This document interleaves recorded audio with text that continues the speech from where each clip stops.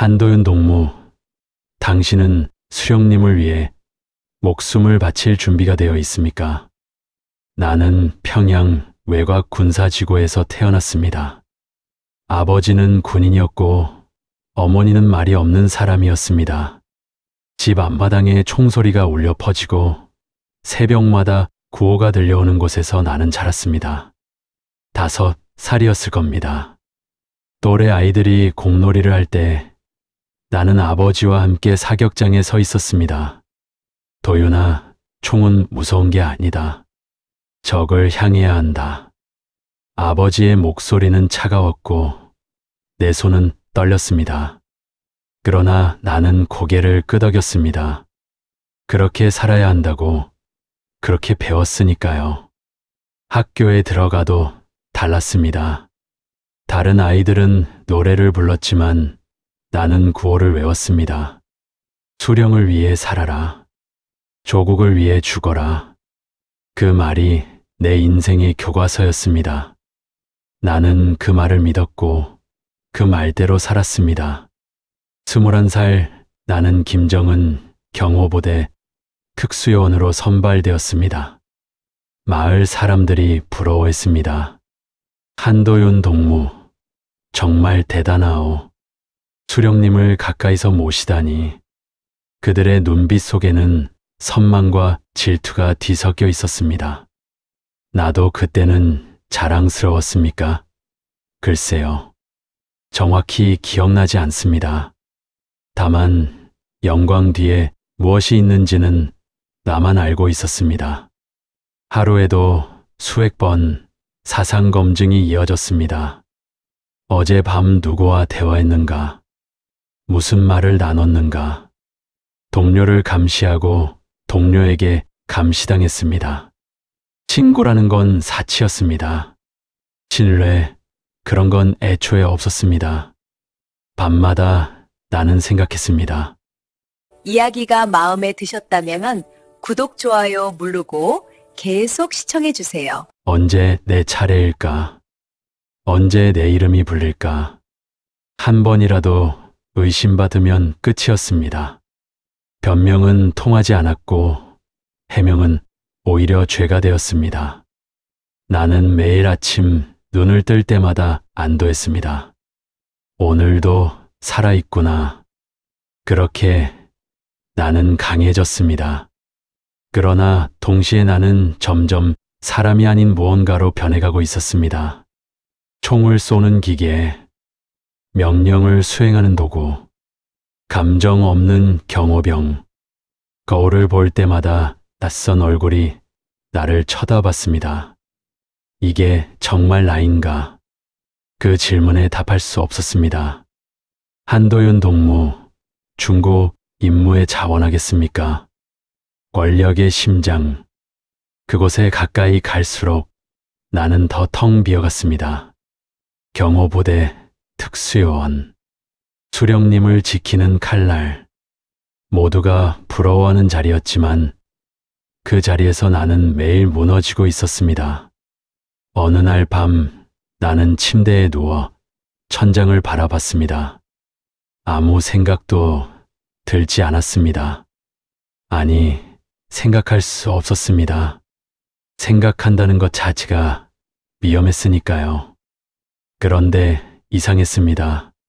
총소리도 구호도 들리지 않는 그 고요 속에서 문득 떠오른 건 어머니의 손이었습니다. 따뜻했습니다. 거칠었지만 부드러웠습니다. 6살 겨울, 내가 추워 떨 때 어머니는 자신의 손으로 내 손을 감싸줬습니다. 도윤아, 괜찮다. 엄마가 여기 있어. 그 목소리가 들리는 것 같았습니다. 나는 눈을 감았습니다. 눈물이 나올 것 같았지만 나오지 않았습니다.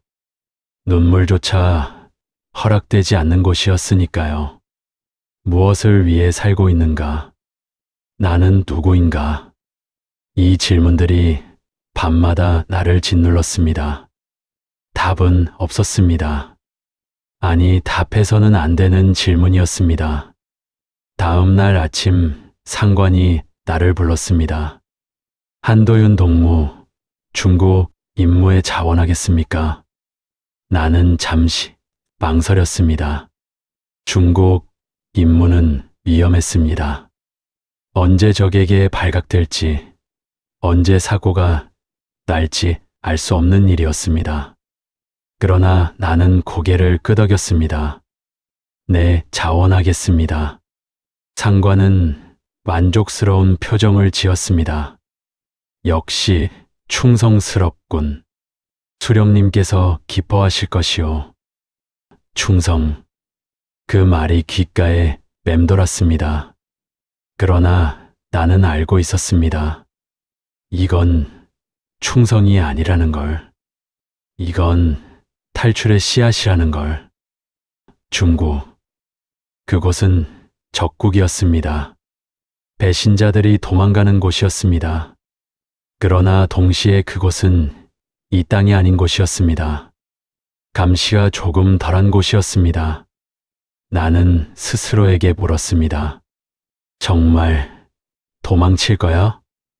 목숨을 걸 거야? 답은 나오지 않았습니다. 그러나 발걸음은 이미 중국을 향하고 있었습니다. 출발 전날 밤 나는 작은 가방을 챙겼습니다. 몇 가지 옷과 사진 한 장, 어머니와 함께 찍은 빛바랜 사진이었습니다. 어머니는 이미 돌아가셨습니다. 굶주림과 병으로. 나는 그때 아무것도 해줄 수 없었습니다. 나는 사진을 오래 들여다봤습니다. 엄마, 나 이제 어떻게 살아야 할까요? 대답은 없었습니다. 다만 사진 속 어머니는 여전히 미소 짓고 계셨습니다. 나는 가방을 닫고 불을 껐습니다. 내일부터는 다른 인생이 시작될지도 모른다는 생각이 들었습니다. 두려웠습니다. 그러나 동시에 처음으로 뭔가 기대되기도 했습니다. 괜찮아요. 움직이지 마세요. 제가 도와드릴게요.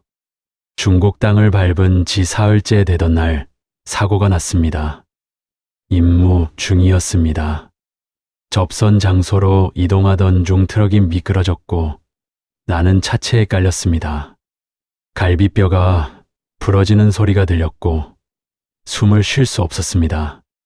동료들이 달려왔지만 그들의 눈빛은 차갑기만 했습니다. 이 정도면 큰일인데 병원은 위험하고 신분 노출되면 우리 모두 끝이야. 그들은 나를 외면했습니다. 아무도 책임지려 하지 않았습니다. 나는 그 순간 깨달았습니다. 동료라는 건 환상이었구나. 나는 피를 흘리며 골목 구석에 쓰러져 있었습니다. 의식이 흐려졌고 몸이 차가워졌습니다. 이대로 죽는구나. 그렇게 생각했습니다. 그때였습니다. 누군가 내 옆에 무릎을 꿇었습니다. 괜찮아요? 움직이지 마세요. 제가 도와드릴게요. 중국어였습니다. 여자 목소리였습니다.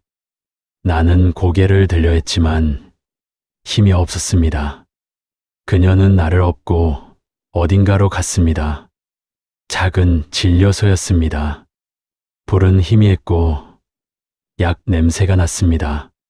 신분증 있어요? 나는 대답하지 않았습니다. 대답할 수 없었습니다. 그녀는 더 이상 묻지 않았습니다. 그냥 내 상처를 닦아주고 붕대를 감아줬습니다. 조심스럽게, 천천히. 다음 날 아침 나는 눈을 떴습니다. 낯선 천장이었습니다. 몸은 여전히 아팠지만 숨은 쉴 수 있었습니다. 문이 열리고 그녀가 들어왔습니다. 40대쯤 되어 보이는 중국인 여성이었습니다. 손에는 죽 한 그릇을 들고 있었습니다. 일어날 수 있어요?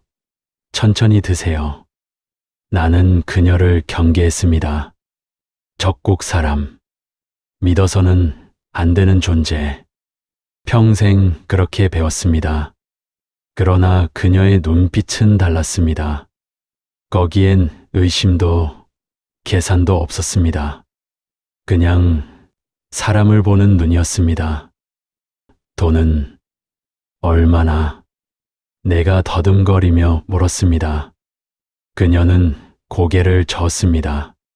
필요 없어요. 사람이 다쳤는데 당연한 거죠. 당연하다고? 나는 멍하니 그녀를 바라봤습니다. 평생을 살아오며 당연한 건 감시뿐이었습니다. 배신뿐이었습니다. 그런데 이 여자는 아무 데가 없이 낯선 사람을 살렸습니다.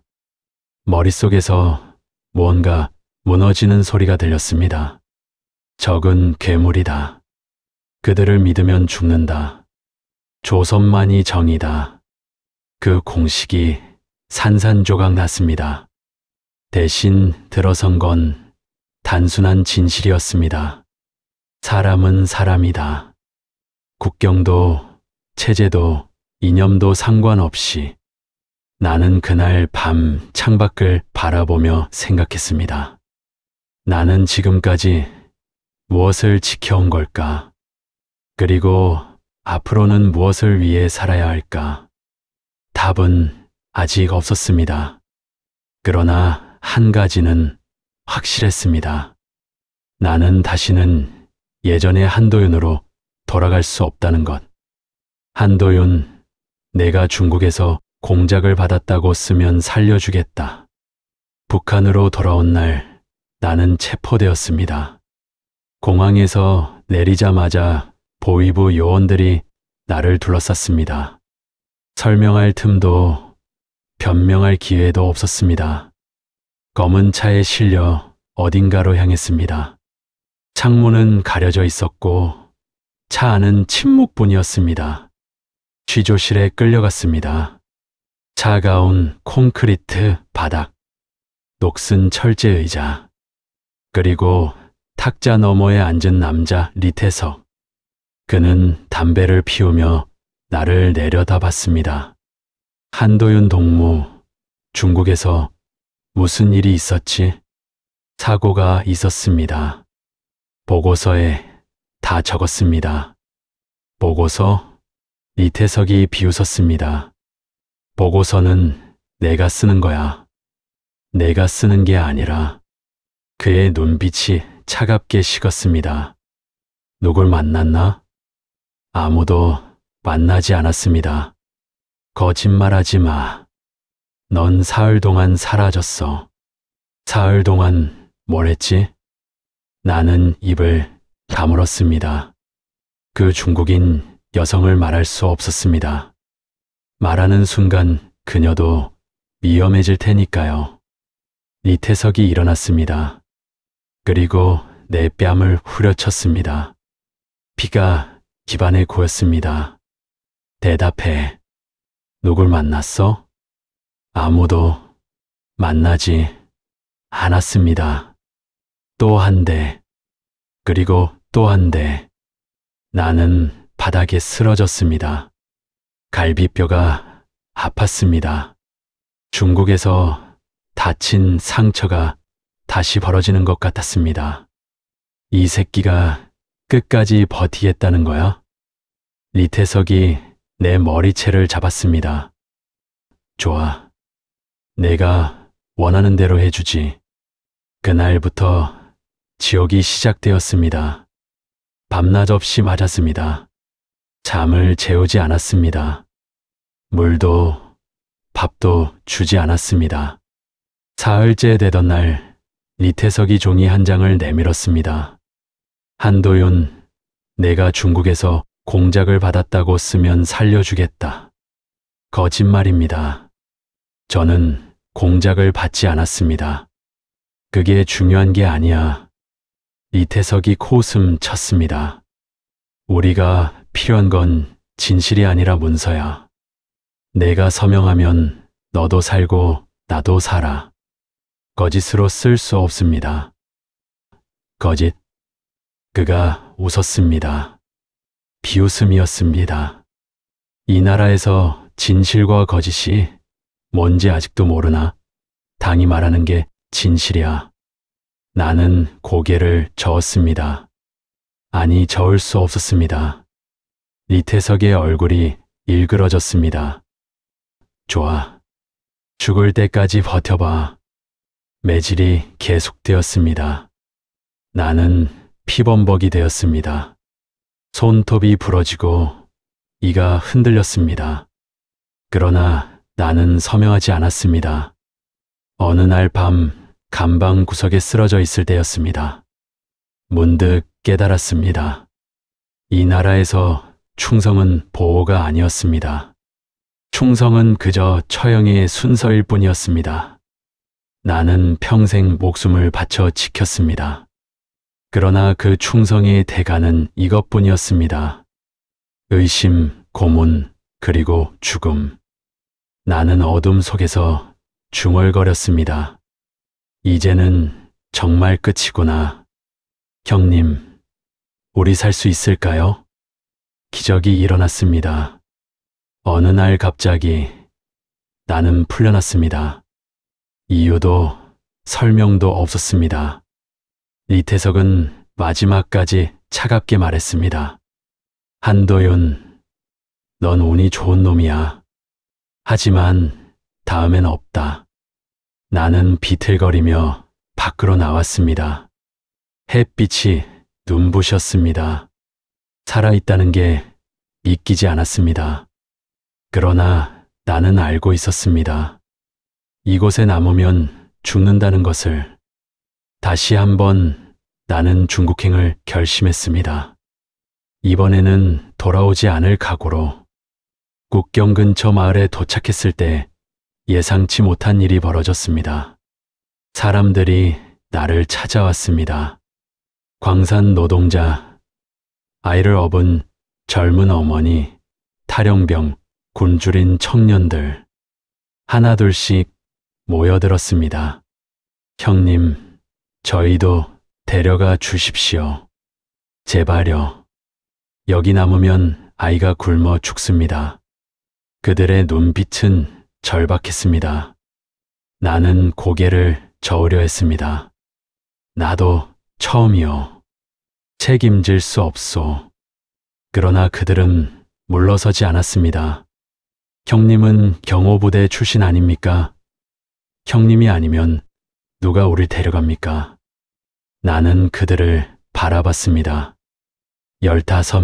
15명이었습니다. 노인부터 아이까지 모두가 각자의 사연을 안고 있었습니다. 거절해야 했습니다. 혼자도 위험한데 15명이라니. 그러나 나는 고개를 끄덕이고 말았습니다. 왜 그랬을까요? 아마도 그 중국인 여성이 내게 보여준 것 때문이었을 겁니다. 대가 없이 사람을 살리는 것. 그게 진짜 사람이라는 것.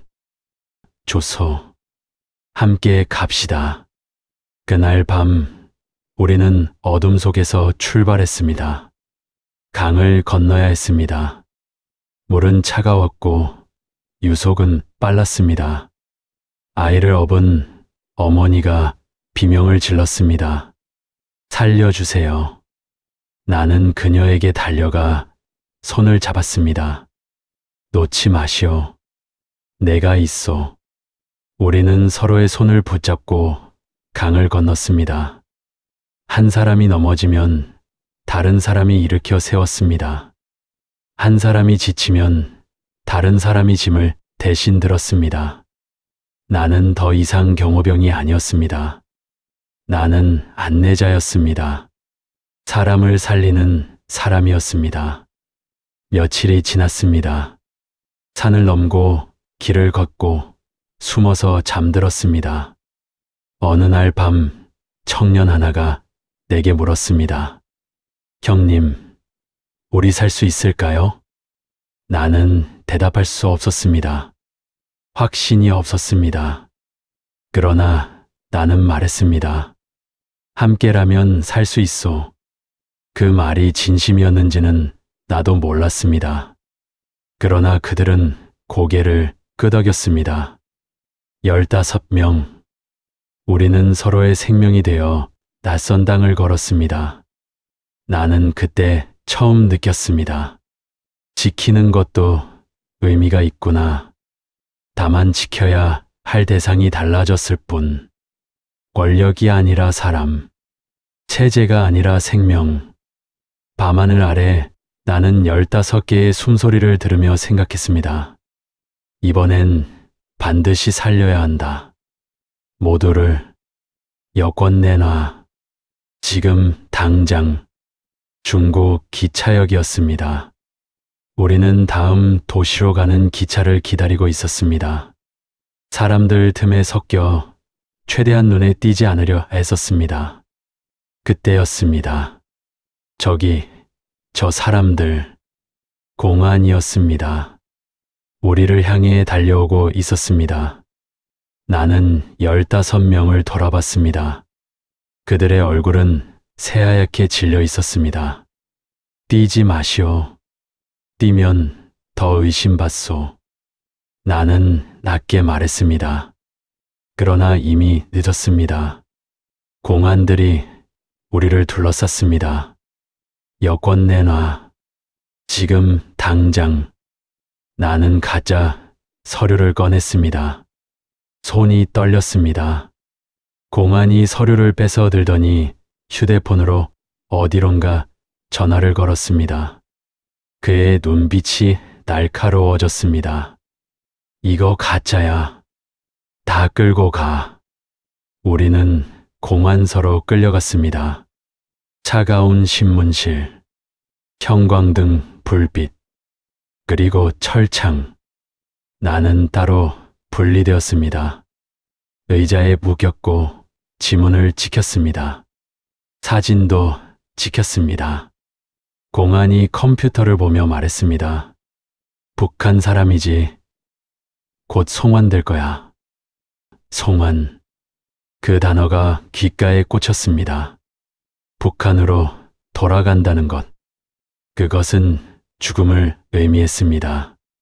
나뿐만 아니라 15명 모두. 나는 이를 악물었습니다. 이렇게 끝날 순 없다. 그러나 현실은 냉혹했습니다. 지문도 찍혔고 사진도 찍혔습니다. 증거는 완벽했습니다. 밤이 되었습니다. 감방 구석에 웅크리고 앉아 있을 때 나는 생각했습니다. 차라리 여기서 끝내는 게 낫지 않을까. 송환되어 고문당하며 죽느니 스스로 선택하는 게 나을지도 모른다. 나는 주머니를 뒤졌습니다. 벨트가 있었습니다. 이걸로 목을 매면 손이 떨렸습니다. 그런데 이상했습니다.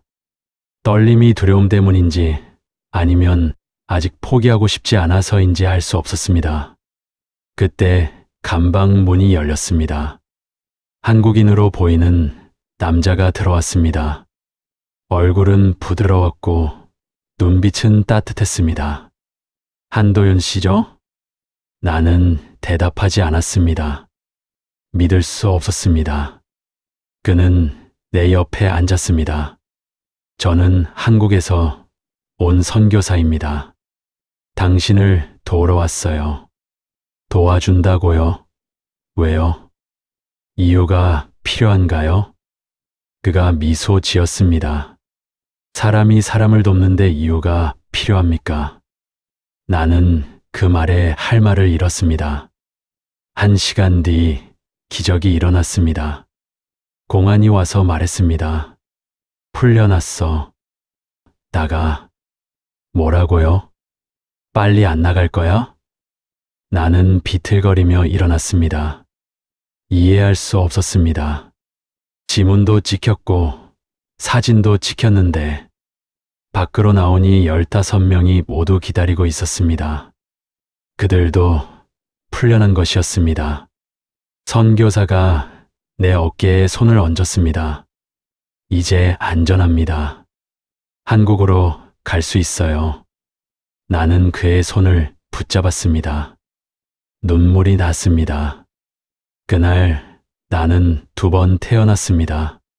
한 번은 어머니 배 속에서, 그리고 한 번은 이 낯선 사람의 손에서.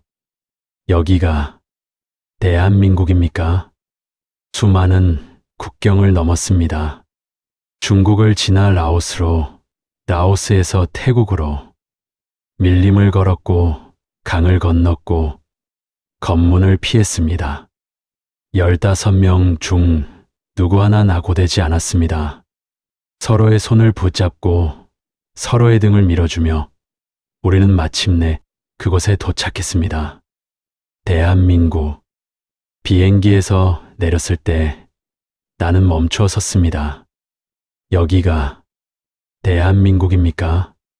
공항 직원이 웃으며 고개를 끄덕였습니다. 네, 환영합니다. 이제 안전해요. 안전하다. 그 말이 실감나지 않았습니다. 평생을 위험 속에서 살았기에 안전이라는 게 무엇인지 몰랐습니다. 정착, 시설로 이동했습니다. 작은 방 하나가 배정되었습니다. 침대가 있었고, 책상이 있었고, 창문이 있었습니다. 담당자가 말했습니다. 이제부터 여기서 생활하시면 됩니다. 필요한 거 있으면 언제든 말씀하세요. 나는 방문을 닫고 혼자 남았습니다. 조용했습니다. 구호 소리도 총소리도 감시의 눈길도 없었습니다. 그날 밤 나는 욕실에 들어갔습니다. 수도꼭지를 틀었습니다. 물이 나왔습니다. 뜨거운 물이었습니다. 나는 그 앞에서 한참을 서 있었습니다. 뜨거운 물. 누구의 허락도 받지 않고 누구에게 보고하지 않고 그냥 틀면 나오는 뜨거운 물. 갑자기 눈물이 났습니다. 주저앉아 울었습니다. 소리내어 울었습니다. 평생 울지 못했던 눈물이 쏟아졌습니다. 왜 우는지도 몰랐습니다. 슬퍼서인지 기뻐서인지 안도해서인지 아마도 전부였을 겁니다. 다음 날 서울거리에 나갔습니다. 밤이었습니다. 거리는 환했습니다. 네온사인이 반짝였고 사람들이 웃으며 걸었습니다. 아무도 고개를 숙이지 않았습니다. 아무도 주위를 경계하지 않았습니다. 편의점에 들어갔습니다. 어서 오세요. 점원이 밝게 인사했습니다. 나는 깜짝 놀랐습니다. 북한에서는 손님에게 인사하는 법이 없었습니다. 모든 것이 배급이었고 모든 관계가 감시였습니다. 나는 삼각김밥 하나를 집었습니다. 계산대에 가서 돈을 냈습니다. 감사합니다. 또 오세요. 또 오라고? 나는 밖으로 나와 삼각김밥을 뜯었습니다. 한 입 베어 물었습니다. 맛있었습니다. 아니, 맛있다는 게 중요한 게 아니었습니다. 내가 원해서 산 것, 내 돈으로 산 것, 아무에게도 허락받지 않고 먹는 것. 그게 혁명이었습니다. 벤치에 앉아 김밥을 먹으며 나는 생각했습니다. 이게 평범한 삶이구나. 선택할 수 있는 삶. 두려워하지 않아도 되는 삶. 그냥 사람으로 사는 삶. 며칠 뒤 15명이 다시 모였습니다. 형님, 우리 살아냈네요. 청년이 웃으며 말했습니다. 아이를 업었던 어머니도, 광산 노동자도, 탈영병도 모두 웃고 있었습니다. 나는 그들을 바라보며 고개를 끄덕였습니다. 그렇소. 우리 살아냈소. 그리고 속으로 덧붙였습니다. 이제부터가 진짜 삶이다. 배우고 일하고 꿈꾸는 삶. 더 이상 도망자가 아닌 사람으로 사는 삶. 세뇌는 논리로 깨지지 않습니다. 사람의 손, 사람의 눈물, 그걸로 깨집니다. 지금 나는 설비 기술자입니다. 아침 6시에 일어나 작업복을 입고 현장으로 향합니다. 망치를 들고 렌치를 돌리고 배관을 연결합니다. 평범한 일입니다. 그러나 나에게는 기적입니다.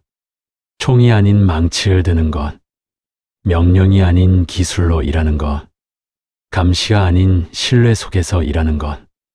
매일 아침 현장에 도착하면 동료들이 인사합니다. 도윤 씨, 어제 잘 쉬었어요? 오늘 날씨 좋네요. 그냥 던지는 말들입니다. 특별할 것 없는 인사들입니다. 그러나 나는 그 말 한마디 한마디가 소중합니다. 의심 없는 말, 계산 없는 미소. 이게 평범한 삶이구나 매일 깨닫습니다. 주말이면 봉사 현장에 나갑니다.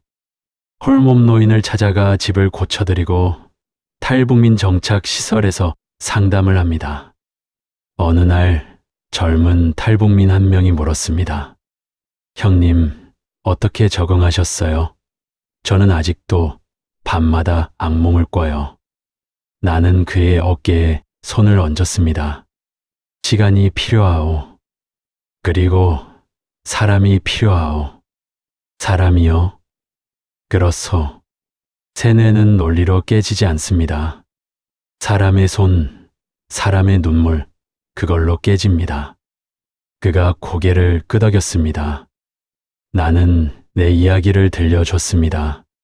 중국에서 만난 의료인 이야기, 기차역에서 만난 선교사 이야기, 그리고 15명과 함께 걸었던 길 이야기. 저도 그런 사람들을 만났으면 좋겠습니다. 만날 겁니다. 여기는 그런 곳이니까. 밤이 되어 집으로 돌아오는 길, 나는 하늘을 올려다봤습니다. 별이 보였습니다. 북한에서도 별은 있었습니다. 그러나 여기 별은 달라 보였습니다. 자유롭게 빛나고 있었습니다. 나는 가끔 생각합니다. 북한에 남은 동료들을, 아직도 감시 속에서, 공포 속에서 살아가는 사람들을, 그들도 언젠가 이 별을 볼 수 있을까? 통일이 되면 우리는 다시 만날 수 있을까? 답은 모릅니다. 그러나 나는 바랍니다. 그날이 오기를 간절히. 어느 날 방송 인터뷰 요청이 왔습니다. 탈북민의 삶에 대해 이야기해 주실 수 있나요? 처음엔 거절하려 했습니다. 과거를 드러내는 게 두려웠습니다. 그러나 나는 승낙했습니다. 누군가는 말해야 한다고 생각했습니다. 카메라 앞에서 나는 말했습니다. 저는 김정은 경호부대 출신입니다. 충성을 위해 살았고 그 충성에 배신당했습니다. 그러나 저는 여기서 배웠습니다. 진짜 충성은 권력이 아닌 사람을 향해야 한다는 것을. 저는 더 이상 경호병도 도망자도 아닙니다. 방송이 나간 뒤 많은 사람들이 연락을 해왔습니다. 응원의 메시지도 있었고 비난의 메시지도 있었습니다. 그러나 나는 흔들리지 않았습니다.